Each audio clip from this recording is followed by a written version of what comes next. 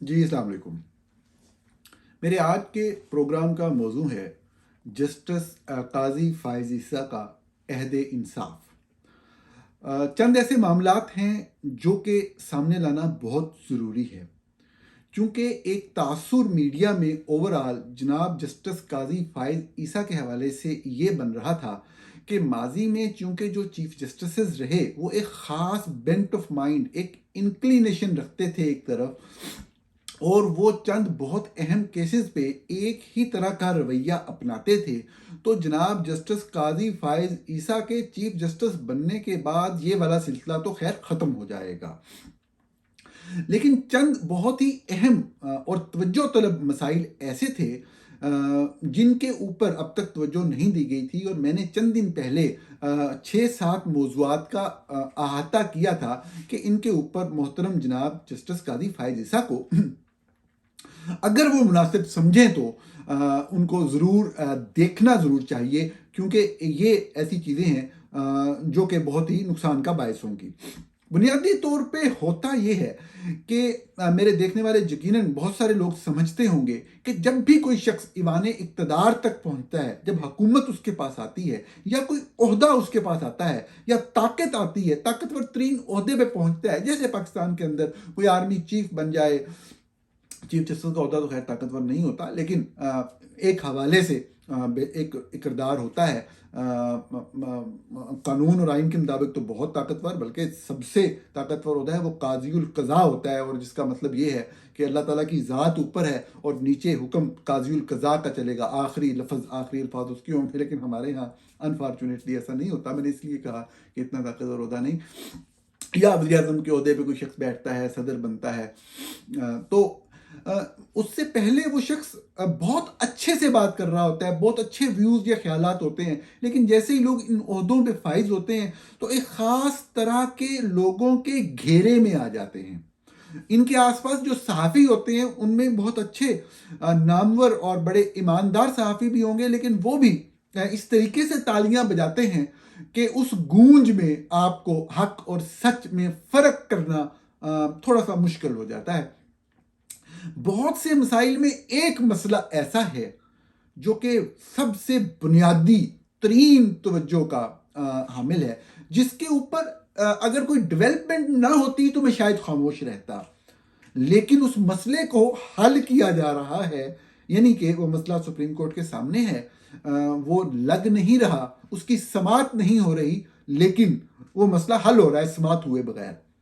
تو میں نے اس لیے عرض کیا کہ اس پروگرام کا موضوع جسٹس قاضی فائز عیسیٰ کا عہد انصاف ہے، تاکہ میں ابھی سے یہ اپنی ذمہ داری جو بطور صحافی میرے اوپر ہے کہ میں سچ بولوں اور جو بھی غلط چیز ہو رہی ہے وہ سامنے ضرور لاؤں، تاکہ شاید اگر کسی کے نوٹس میں وہ بات نہیں ہے تو وہ سامنے آ جائے۔ بنیادی طور پہ جب 9 مئی کے واقعات کے بعد ہوا معاملہ، ملٹری کورٹس میں ٹرائل کا ایک سیاسی جماعت کی طرف سے بہت پش کیا گیا، اور خواہش بھی تھی جو دفاعی ادارے کے سربراہ بنے نئے حافظ جنرل عاصم منیر صاحب کہ جی ان لوگوں کو نشان عبرت بنایا جائے جو سیاسی جماعت کے ہیں، اور سرے راہ 9 مئی بھی ہو گیا تو وہ ایک جواد وہ بن گیا۔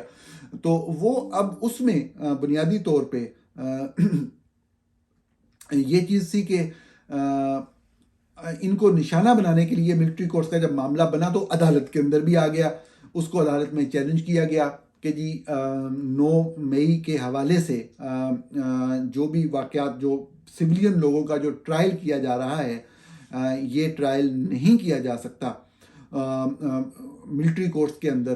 تو اس کو سپریم کورٹ میں چیلنج کیا گیا، ایک بینچ بنایا سابق چیف جسٹس نے، اور اس بینچ کے اندر جو ہے وہ محترم قاضی فائز عیسیٰ صاحب کو بھی شامل کیا گیا۔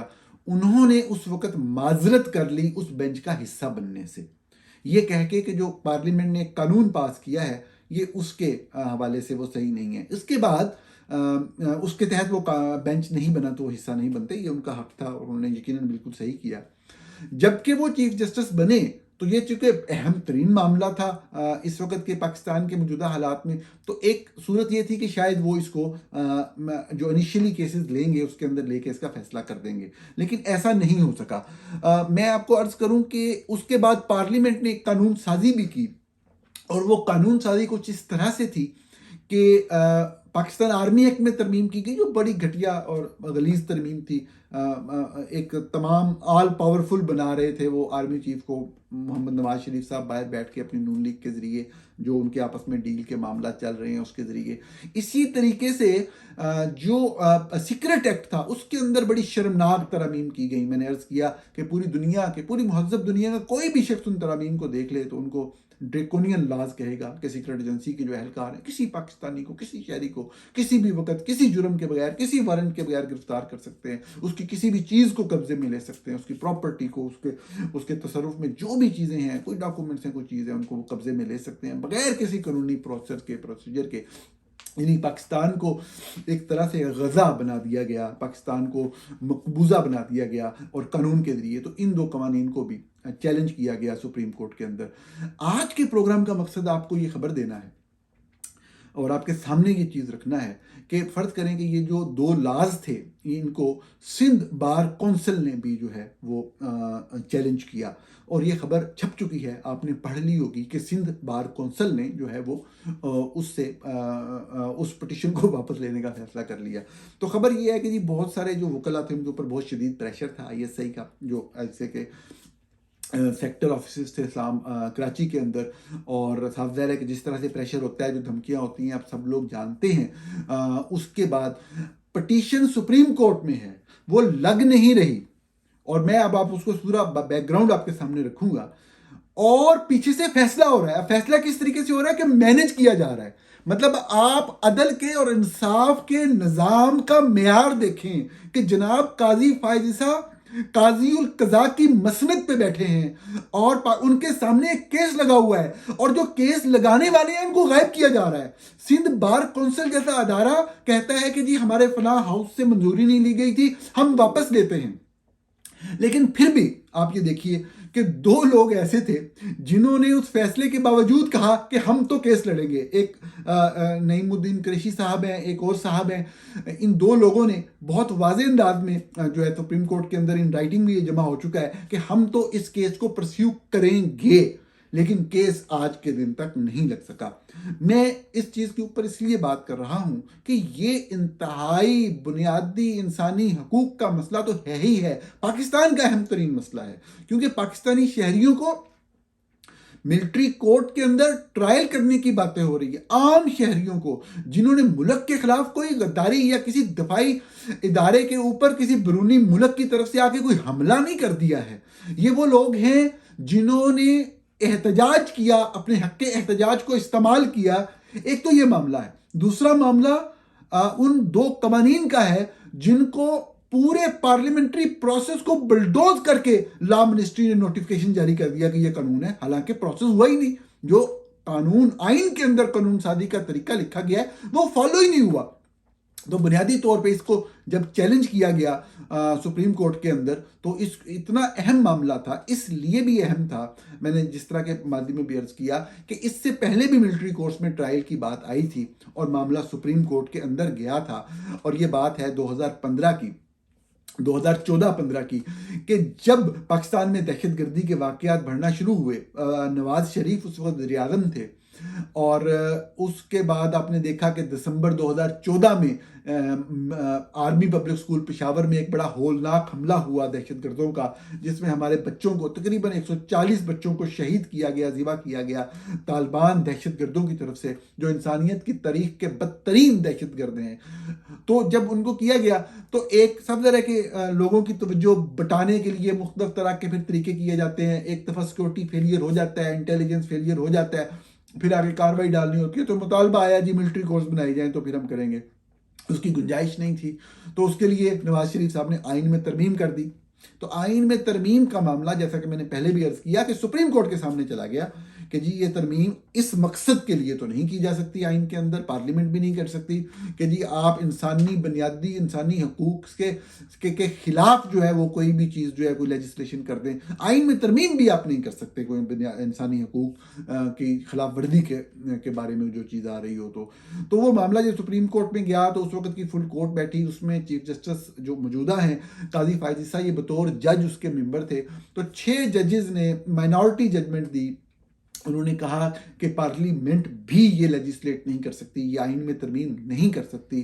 اور قاضی فائز عیسیٰ نے بھی بالکل یہی والی بات اس وقت کی کہ ملٹری کورٹس کے اندر سیولینز کا ٹرائل نہیں ہو سکتا، یہ بنیادی اصول کے خلاف بات ہے.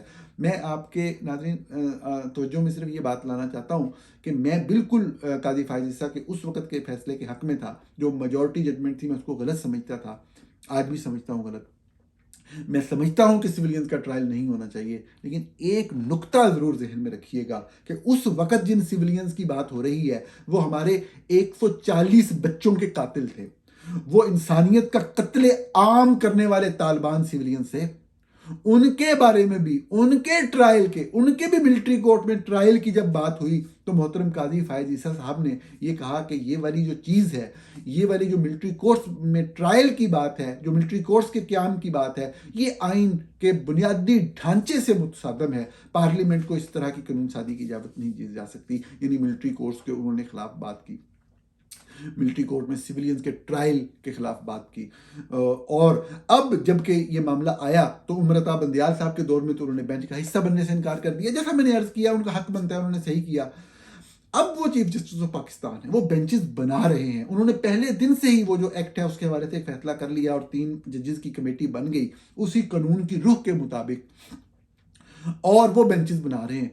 اور آپ دیکھیں کہ اتنا اہم ترین پاکستان کی تاریخ کا اہم ترین کیس ملٹری عدالتوں میں، فوجی عدالتوں میں، عام سیولینز کے ٹرائل کے حوالے، جس پہ قاضی فائز عیسیٰ ایک ججمنٹ دے چکے ہوئے ہیں اپنے کیریئر کے اندر، اپنے سپریم کورٹ میں جج کے کیریئر کے اندر وہ لگا ہوا ہے اور وہ فکس نہیں ہو رہا. اور فکس نہ ہونا الگ بات ہے، اس کا فیصلہ کیا جا رہا ہے، پٹیشنرز کو دھمکایا جا رہا ہے، بگایا جا رہا ہے.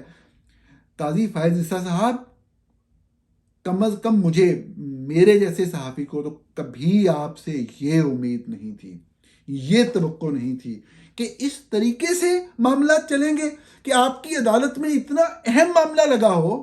چلے وہ معاملہ نہ لگانا کب لگانا آپ کا استحقاق ہے، لیکن وہاں سے پٹیشنرز کو بگایا جا رہا ہو اور آپ کچھ نہ کریں، آپ اس کیس کو بھی نہ لگائیں.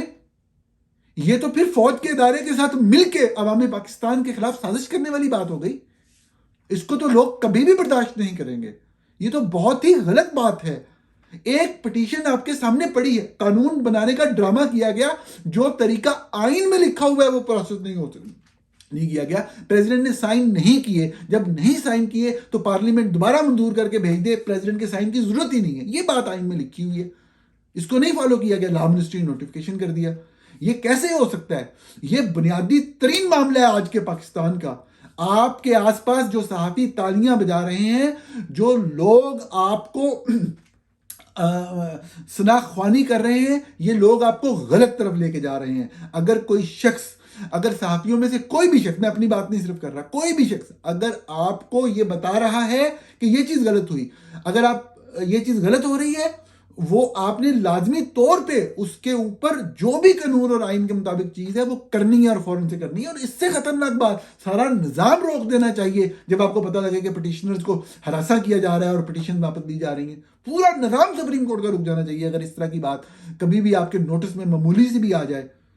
وہ لوگ آپ کے ہمدرد ہوں گے جو آپ کے اوپر کرٹیسائز کریں گے، جو آپ کے کسی بھی فیصلے یا سپریم کورٹ میں ہونے والی کسی بھی ایکٹیویٹی کے حوالے سے کوئی چیز آپ کے نوٹس میں لائیں گے، وہ آپ کے ہمدرد ہوں گے. وہ یہ لوگ آپ کو ڈبوئیں گے. آپ کے پاس موقع ہے، وقت ہے، آپ کی زندگی میں یہ وقت دوبارہ کبھی نہیں آئے گا. ایک لیگیسی چھوڑ کے جائیں. یقینی طور پہ اگر آپ کو کوئی یہ کہتا ہے کہ یہ فلاں کو سپورٹ کر رہے ہیں یا فلاں کے خلاف ہیں، آپ لائیں. آپ جس سیاسی جماعت کے جس مرضی رہنما کو جو سزا جس کیس میں دینا چاہتے ہیں دیں. آپ کام کریں، فیصلے کریں، کوئی مسئلہ نہیں ہے.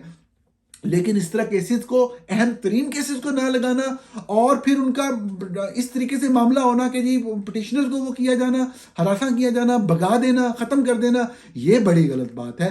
آپ کے عہد انصاف میں انصاف کا اس طرح سے قتل ہونا، یقینی طور پہ پاکستانی عوام کے لیے سب سے بدترین اور خوفناک ترین واقعہ ہوگا. مجھے امید ہے ایسا نہیں ہوگا. آپ کے عہد انصاف میں لوگوں کو انصاف ملے گا. ناظرین، یہ آج کا پروگرام تھا. آپ سے اگلے پروگرام میں پھر ملاقات ہوتی ہے.